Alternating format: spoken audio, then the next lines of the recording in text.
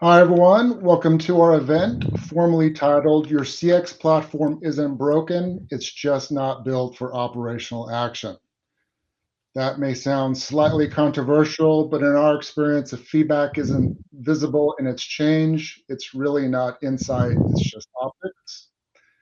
And we would contend the biggest gap between knowing and doing in the CX landscape right now is its biggest liability across numerous industries. In the next 20 to 25 minutes, we're going to cover three primary topics. First and foremost, where enterprise CX platforms fit, where they fall short in day-to-day execution, and then we'll spend a good amount of time talking about how real-time microfeedback helps teams close the loop fast, leading to same-day improvements and ultimately strong ROI. Before we dive in, a couple of quick introductions. My name is Scott Erickson. I am the VP of US Sales and Global Channels at HappyOrNot. I'll be your moderator today. For those of you not familiar with HappyOrNot, just a very quick nutshell introduction. HappyOrNot focuses on collecting real-time microfeedback in physical locations across numerous use cases and industries. And today I have quite the privilege of being joined by two longtime HappyOrNot business partners, Steve Foster from New Zealand and Brad Lehman from the US. Gents, welcome. And if you would both please individually share a few words about yourself, what you're focused on, what kinds of customers your organizations work with day to day, that would be a great way to start. Thank you. Brad, let's go with you first. All right, hi everybody. I am Brad Lehman. I work with SmileyAnswers. SmileyAnswers has been around since 2012. I work as the director of experiences. We have various organizations we work with, but our top ones include food service, healthcare, and then government services. We work in and cover the whole United States. Thank you, Brad. Steve, how about you? Yeah, sure. Thanks, Scott. I'm Stephen Foster, Head of Sales and Marketing for Push My Button. Like SmileyAnswers, we've been in this field since 2013, reselling HappyOrNot across Australia, New Zealand, and the Pacific Islands, currently in around 6 countries. And our main markets really are healthcare, government, transportation, and service organizations. Yeah. Excellent. Thank you, Steve. And gents, I'm just guessing across the three of us over our years of experience, we've probably spoken to or worked with countless thousands of customers, even in the CX and EX spaces. And looking forward to hearing your thoughts on what you've learned throughout those conversations today. To get the juices flowing, and by the way, before I forget, this session today is being recorded. So if you want to share it with your peers or colleagues, friends, you're more than welcome to do so after we're done. You can also, of course, come back and watch this on your own time if you find any nuggets we're sharing today especially useful, but just want to remind you of that as well. But as I was about to say, to get the juices flowing, I'm sure you're both familiar with the myth or fact game. So I would like to start there. And I'm going to start with a statement for both of you. And I'd like you both to share your thoughts if that is myth or fact. And then I'm going to follow that up with a question related to it. So here's my statement. Is this myth or fact? More data automatically means better CX, in your opinions?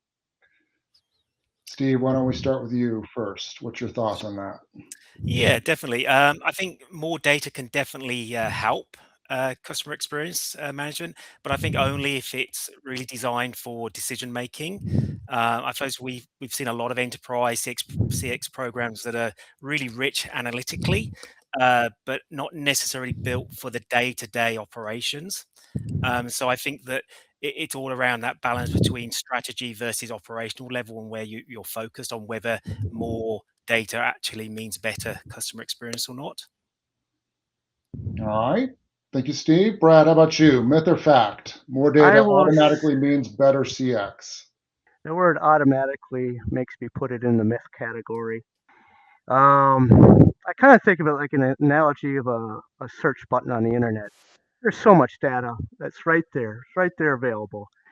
but you need to take action. It needs to be useful, and it's got to be right at the front line where changes can be made to improve the customer service. So I'm going to stick with the myth. Okay. Sounds good. Steve, I think I would agree with you both. As a follow-up question to that, why do so many teams still struggle to turn CX data into operational action? Any thoughts on that topic? Or if you feel they do struggle with it? Brad? Oh, okay. I was going to say bandwidth is such a big issue now in the sense that as companies have to be more competitive, the time and amount of inputs that employees take on can be quite overwhelming. And so bandwidth, having the time to address the issues, and then that data needs to go to the front line. It's got to be digestible. It's got to be useful to the people up front. And I just see that pipeline get interrupted because just too much lack of focus, I guess, is and it's not purpose. It's just the system gets kind of locked down. That's kind of what I've been seeing. Yeah. Yeah, and I suppose it sometimes can get sort of stuck. I suppose in a few places that often a lot of data causes aggregation. So aggregation of pulling all those sources of information together, which can sometimes see that summarization, too high a level. And then when you're trying to translate that into actual operational outcomes, it can become blurred. And often see that permission becomes a big problem in the sense that who gets the rights and the access to the data and the insights, and often the people who need it, which is that operational team in the front, don't often see the data. They only get reports of the data, which doesn't necessarily give the full picture of what they need to actually make improvement. That's interesting, Steve. How do you both perceive just the concept of using incentives in the CX space as it relates to actually fixing problems that come up in these surveys? When you're talking about that, giving incentives for customers of those organizations to give feedback if they win an award, win $500 for feedback type. No, more so on the actual organization using these tools. Like, where does the incentive sit to actually fix the problem? Or is there even an incentive? So they're collecting feedback, but are they truly using it to fix the problem at the end of the day? It's the crux of my question. I'd say some organizations, but I think a lot of it is gathering the data for strategic goals, more driving maybe the strategy of the organization, and at that high level, rather than necessarily fully improving at the operational level in real time. It's more of that strategic view, reporting upwards than necessarily reporting downwards. Brad, any thoughts on that yourself? I would add culture is the top one for me, in the sense that what is the culture, both in headquarters down to the front line, and how people see that culture, and they have their own personal incentives, and then of course the government, or not the government, but the companies bring down the incentives to the employee, so they take that. But like that culture, it can't be people fighting or whatever. It's got to be together, and the more together I've seen, it definitely has provided the best results. So if I could take one word from that question, Scott, I would say culture, and have that positive culture. Hey, we're working as a team, we're going to make improvements, you know. All right, guys, thanks for getting the juices flowing in that first question. Let's move on. So based on your collective wisdom and experience, where does insight get stuck between the headquarters reporting and the frontline reality? And why is there a speed gap that ultimately is so hard to close? I'm sure you've heard of plenty of customers that have talked about this with you. Eager to hear your thoughts on this. Yeah, and I think, Scott, I think I talked about just a little bit earlier in that I think with enterprise CX platforms, the sort of the three places where those speed gets in trouble is that aggregation, translation, and the permission sort of side of it. So the pulling together lots of different sources of data into those meaningful insights, and then translating that into something which is useful from an organizational perspective can become a little bit blurred. And then the whole permission side of who actually gets access to that data then it tends to be to actually, before those insights can actually be delivered out to people who need them, they have to go through a number of levels of authority to approve those are the right insights to be sharing, the right reports to be sharing. And I think that then really takes away from the data, I suppose, the emotional side of the data to the frontline workers. By the time they see that data, it's very much after the fact and a very much a summarization of what's really going on in the organization. And I suppose that speed gap then hinders the value of it to certain teams within the organization, mainly that operational sort of side. Yeah, Steve, I would even double down on that a little bit more. I think I would not equate CX enterprise platforms with speed. In fact, it's quite the opposite. Feedback often comes weeks, months later as customers receive surveys by text or email, and they have the time to take them far after something can actually be fixed. I hear this day in, day out from customers on facing that challenge. But Brad, what's your thought? Any other nuggets like to share on the speed topic? I would put two circles, and you have like the headquarters in one circle, the front line in another circle, and perspective take of what is a perception of headquarters and like the big enterprise systems. So government or governance, benchmarks, quarterly earnings. These are like the perceptions of those who are like driving the enterprise systems. And down at the front line, what's the words you'd want to use? You know, immediate, customer face, right? And so like, what is the incentives of each, you know, circle? And what, like you said, Scott, like it just gets bogged down because the incentives in a way like slow it down, especially at the headquarters level with the big enterprise and stuff. So that's what I definitely have been seeing. Yeah, I think maybe another way to frame that, Brad, perhaps, is just there's no distinct closed loop between the headquarter corporate insights teams of the world and what's actually happening on the front end as their staffs are facing customers and working with them day in, day out. So I think you're hitting the nail on the head there. With all that said, obviously these CX platforms exist for a reason, and a lot of them have done extremely well over the years. But in your own experience, where do you think they're actually most powerful? Or maybe another way of looking at that is what value do you think they're providing at the end of the day for those customers that are using them?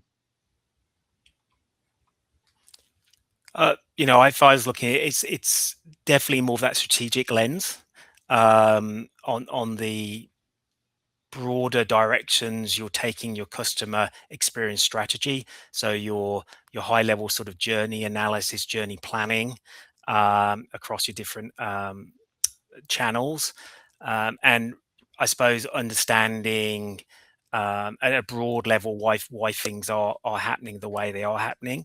So I suppose the sort of the power of them is probably pulling together lots of different disparate sources of information together into a system to drive a strategic view for the organization.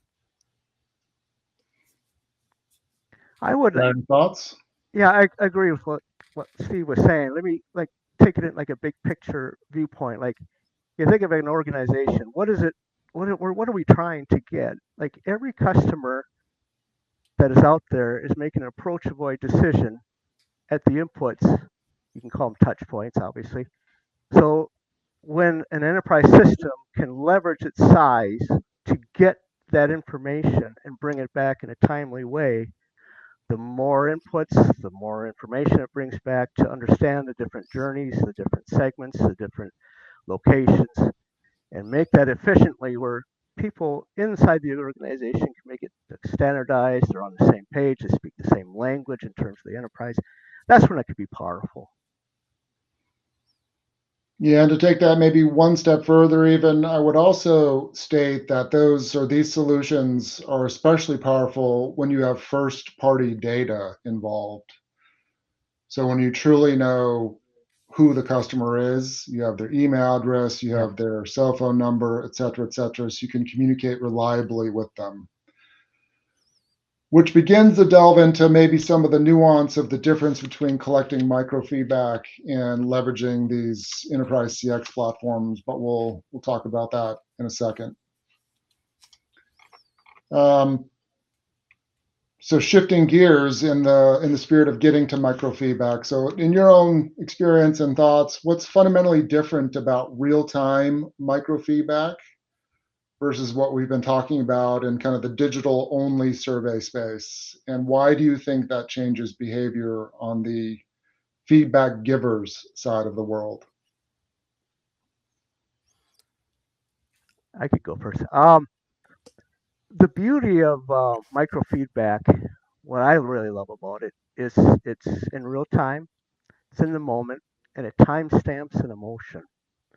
And getting back to the approach avoid behavior of a customer, that emotion being timestamped gives the organization understanding of that emotion. And if you think of like what an emotion is it's telling the brain in the future that experience gave you this or that, positive, negative.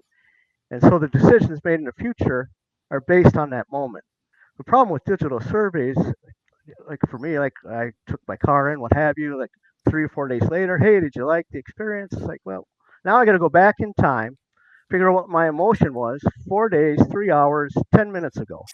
And it's just that's not how the world works. And then obviously when you can capture that emotion at that time, especially negative, because we as humans we have to prioritize negative experience, and that's what gets coded faster, it codes longer, it codes harder. So it's like capturing that negative at that moment is so important, where the delay is just like you're behind the 8 ball already. Yeah, I totally agree. It is definitely all around about that timing. I love your word of emotion. I think that's a really good way of looking at it, because you are capturing that emotion at that time, that time and moment when they're interacting with you and your services. But I actually even go further in the sense that feedback really helps to change behaviors quicker. So when we think about the teams engaging with microfeedback, that operational or frontline staff, they tend to self-regulate better under microfeedback. Your team leads or managers can actually use that data to coach in real time around what they need you to improve on or focus on based on that feedback which is coming through. But I think often one of the things which gets missed in the value of microfeedback is the sense that often frontline staff might see that there's behavioral change occurring before actually the strategic CX score level changes. So you're actually seeing at the front line real behavioral change as a result of that feedback being in the moment, real time, and being able to act on it, which has an immediate impact on the CX. But you won't see that necessarily, that CX improvement, until down the line after the fact, but it's already happening. And I think without microfeedback, you sort of lose that sort of behavioral change which is occurring at the front line. And we've all done digital surveys, and you know we always experience them after the fact, and they repeatedly keep sending you the same survey. Will you please give us some feedback? Will you please give us some feedback? A recent engagement I just had, they bought something online, sent me some feedback. 2 days later after the purchase, I didn't even look at the email I saw in the subject line, and I didn't respond. And then 3 days later, they sent me the same email, and I still haven't bothered to respond, because it's after the fact, and I'm no longer passionate about that experience. So they've lost that emotional connection between me purchasing and me, and how that experience was versus the actual feedback itself. So yeah, that's there's some definite value in microfeedback. Yeah, Steve, you're touching on something really important. And I think the collective, well, I've not met someone that just loves responding to surveys, digital surveys every day. I think we've just reached the point of fatigue. We're all getting them every single day in our inboxes and by text, and no one takes those anymore reliably. Volumes are down. I think the value is probably diminishing based on customers that are relying on that feedback collection mechanism. Microfeedback is low friction. It's a continuous signal that's sitting there monitoring what's happening in an organization every single day, all day. And that produces substantial volume in how customers can study the trends in real time, what's going on in their physical locations. And circling back to what I was saying before about first party data, microfeedback also helps third party data or non buyer data. So, in the retail world, as an example, plenty of people go into a store and don't buy something. Those organizations probably want to know how that kind of customer felt about their experience that ultimately led them to leaving or walking out the door without buying something. And microfeedback definitively helps monitor that and try to improve so that when that person comes back, they'll capture that business. So some good thoughts on microfeedback in general from all of you. Yeah. Now, if you think about both of these kinds of solutions sitting side by side, i.e. the enterprise CX platforms and a microfeedback solution, like what belongs where? Like how do you see them coexisting within the same class of customer? I'll take on healthcare with this one. If you look at the healthcare industry, it's so heavily regulated, and it makes sense. I mean, you're talking about people's lives. So the regulation is big, and big enterprise can do the big picture items, the governance, the audible information to make sure that they get reimbursement, all those big picture items. And then the microfeedback gets to where, the patient is in pain. Is it something that we're helping with that patient? I like to use an example, a way that you can definitely use it in healthcare, like a hospital system. You have the staff get feedback at the same time that the patient's getting, feedback, and that correlation timestamp. You'll see that the patient having bad experience can many times correlate to the staff being overwhelmed, what have you, and you're not going to get that with the big enterprise system. So, and that's getting to helping the patient, and that reduces risk early in the system. So risk doesn't escalate up the chain. So there's definitely, like I said, that microfeedback, getting that emotion, getting that pain, listening to that pain, and taking action right away. Yeah, I definitely see that as an advantage, along with the enterprise to take on the governance of regulation. It's a great example, Brad. Thank you for sharing that. Steve, any thoughts from your side? Yeah, I think coexistence, yeah, it can definitely occur when I suppose the CX team doesn't try to make the enterprise platform do everything and think it just because they spent a lot of money on it that it should therefore do every single task.